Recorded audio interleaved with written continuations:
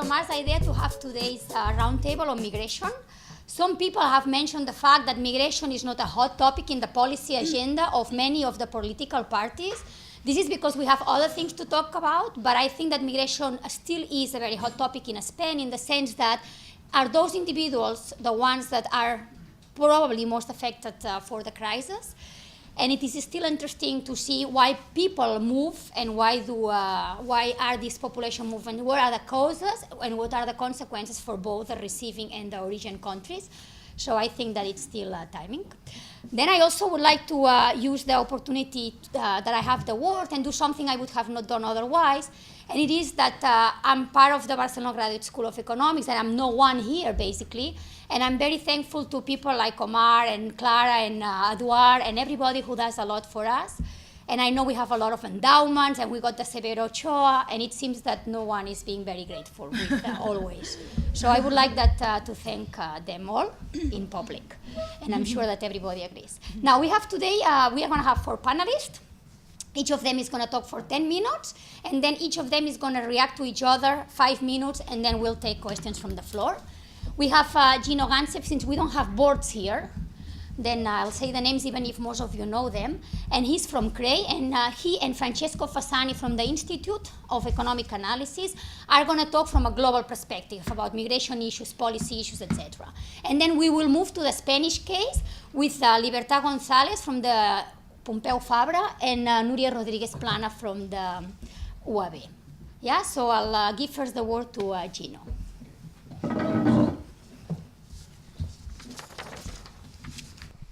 Okay, so thank you very much. First of all, I would like to thank the organizers and also the Institute for hosting this event. To start with, I would like to say that I'm not an expert on migration, so I apologize for that. But nevertheless, I was asked to offer my view on migration, which is the view essentially of a trade economist and also a macroeconomist. So today, I'm going to focus mostly on the global perspective, and I'm going to focus mostly on the welfare effects of migration in general equilibrium models.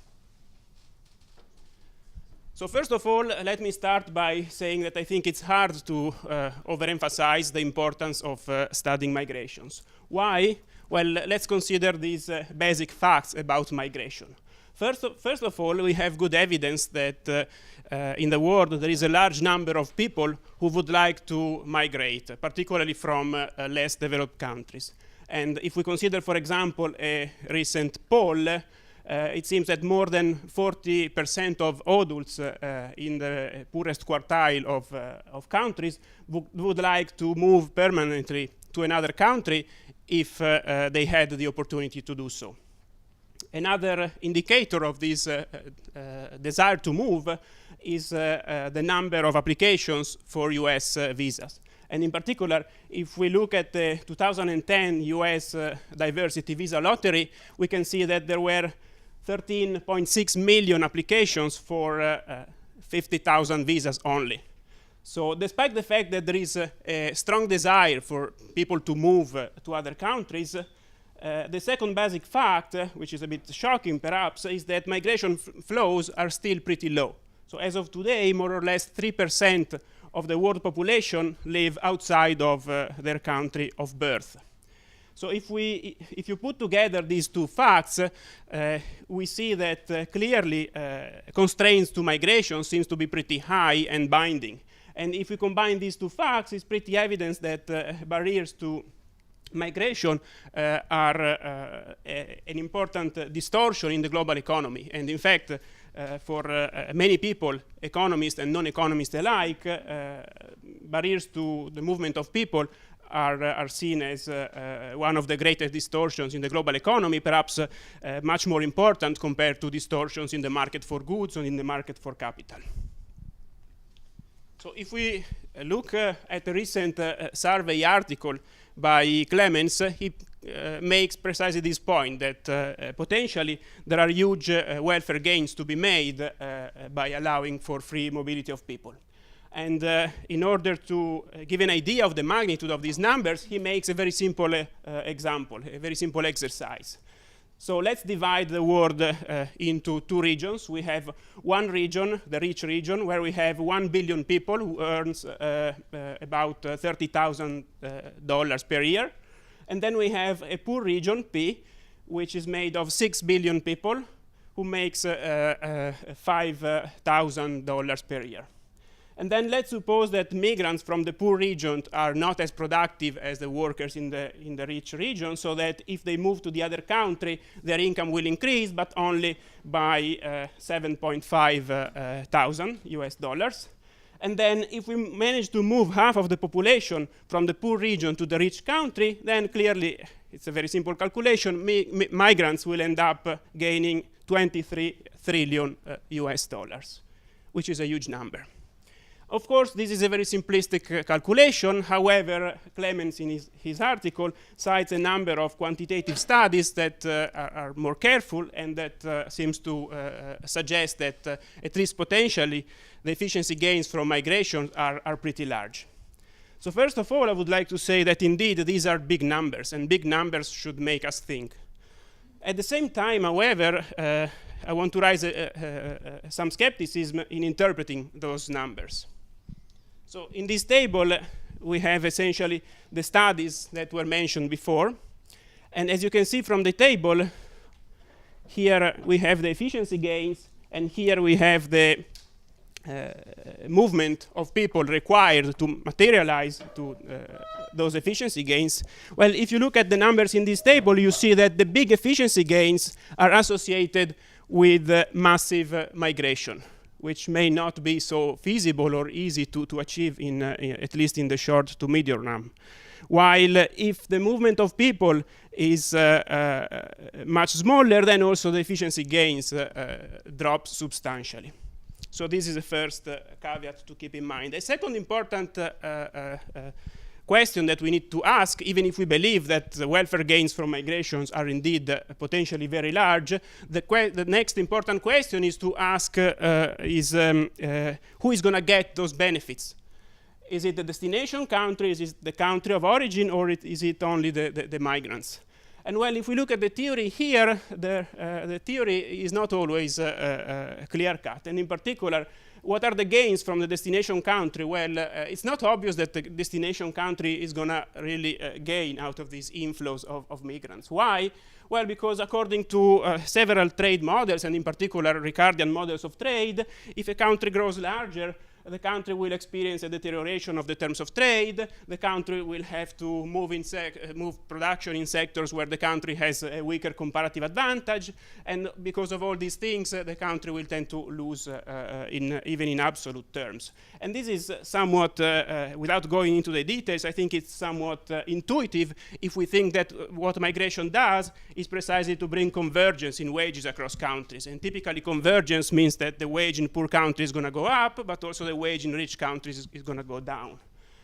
The second reason why the destination country may not necessarily gain from these inflow of people is, of course, congestion effects. And here we can have in mind any kind of congestion effect. And if we go back to the previous simple example, well, if we really want to fit 3 million people in the US, population density would increase by a factor of 10. And I'm not saying that this is not feasible in the long run, but clearly I don't see how it can be done easily. So that's something that should, of course, be taken into account. Then there are other reasons why we may expect instead positive effects also in the destination country. There might be complementarities between these migrants and the local workers. And in particular, also people in this room have worked and have shown evidence of that.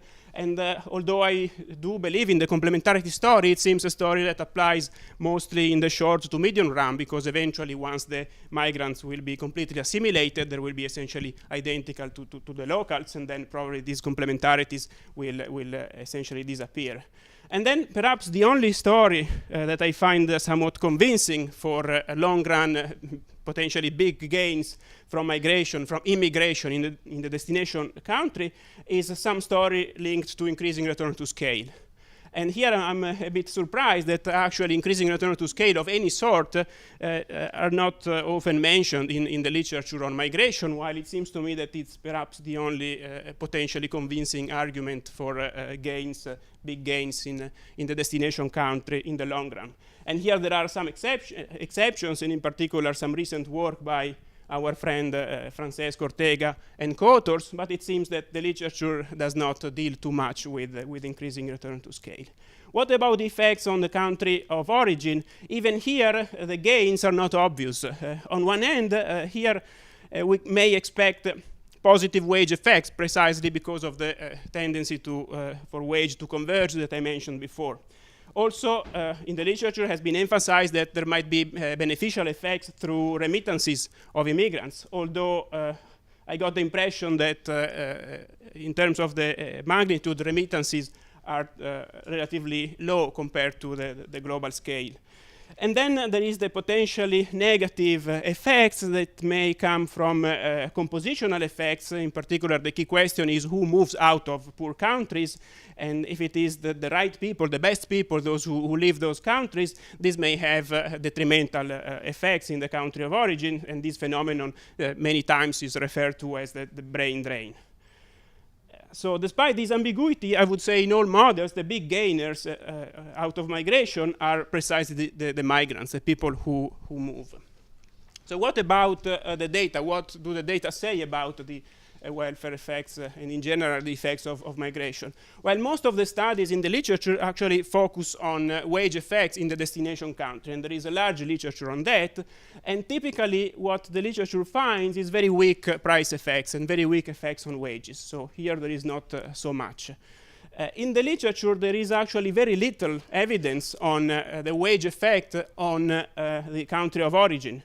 And there are a few exceptions. For example, this study for Mexico that seems to suggest that indeed there are positive wage effects in the country of origin. And regarding all the stories that instead are based on the presence of externalities like human capital externalities or even increasing return to scale, well, empirically the problem here is that they are difficult to identify. So we don't really know how important they are. And so let me conclude this part by saying that even though there might be these big gains to be materialized, these trillion bills on the sideway, still it seems that they're not so easy to get. And I would argue, perhaps in a slightly provocative way, that if we take the perspective of the destination country, like Spain is nowadays, for destination countries, actually, offshoring may be a better alternative compared to immigration. Why? Because again, it's a way to achieve efficiency in terms of the allocation of production, because now it's not that the worker come here, it's that we send our technology so that they can work for us essentially abroad. So there is this element of technology transfer that promote world efficiency. And this comes with no congestion, of course, because they stay there. And also this is more convenient for the firms in the rich country, because they pay those workers the local wage in poor countries and not the domestic wage in the rich countries. And despite this, nowadays, the word offshoring is not particularly popular. So in any case, also in some work in progress that I'm doing, we actually show that to identify exactly which worker gain out of shoring, it's not so easy, because it depends on a number of things, including elasticity of substitutions and the endogenous reaction of the technology. But in most of the models of offshoring, what typically we find is that at least up to a certain level, everybody is better off. So everybody gains from it. But so given this mixed result, let me leave now the $1 trillion bill on the sidewalk, and let's discuss another type of migration that might be more relevant for Spain in the current context, and in particular for Europe in the context of the current economic crisis. And to do that, in order to try to understand what could be the role of migration in the current crisis, I would like to go back to the debate over the adoption of the common currency, the euro.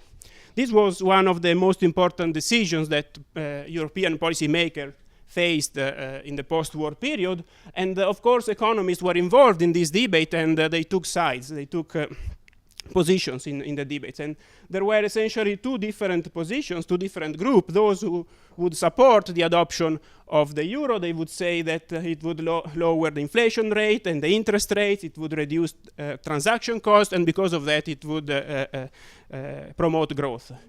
On the other hand, we had a group of euro skeptics who instead suggested that giving up the individual currency was potentially dangerous, because giving up such an important policy instrument would make the adjustment again in case of asymmetric shocks pretty painful. And this would be particularly so if labor markets are poorly integrated. And despite the fact that nowadays there are many people who claim that economists are unable to make useful predictions, in this case I would argue that economists were exactly right. So the pro-euro group was exactly right before the crisis. This is what we have seen up to the crisis. But then after 2007, what we live today is precisely the kind of painful adjustment that the euro skeptics were afraid of. And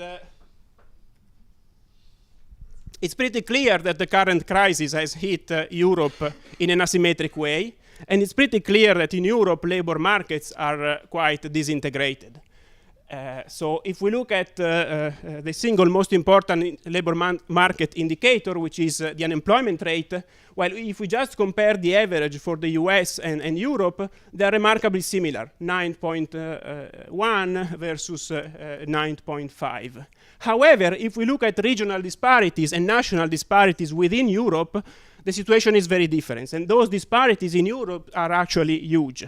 So we have troubled economies like Spain and Greece, where the unemployment rate is very high, 21%, almost 17%, and rising.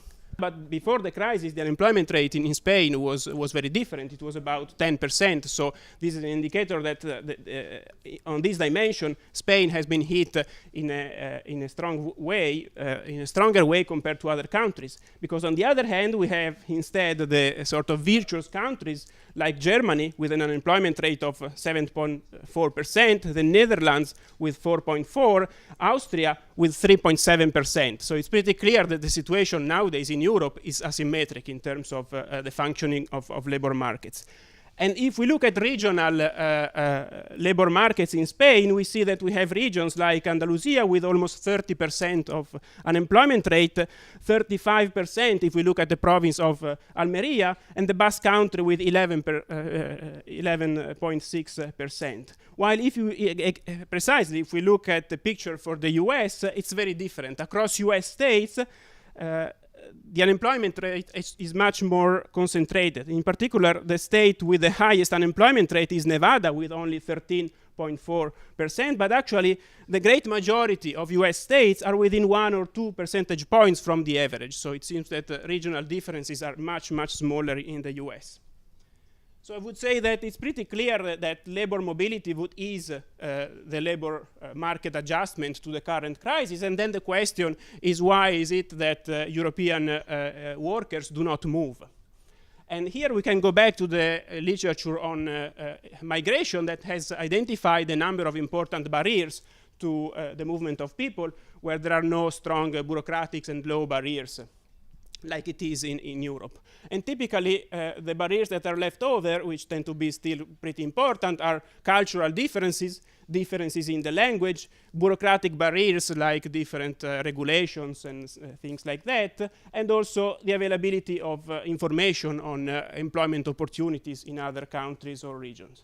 And let me conclude by saying that studying more and understanding more the nature of these barriers and also finding a way to cope with them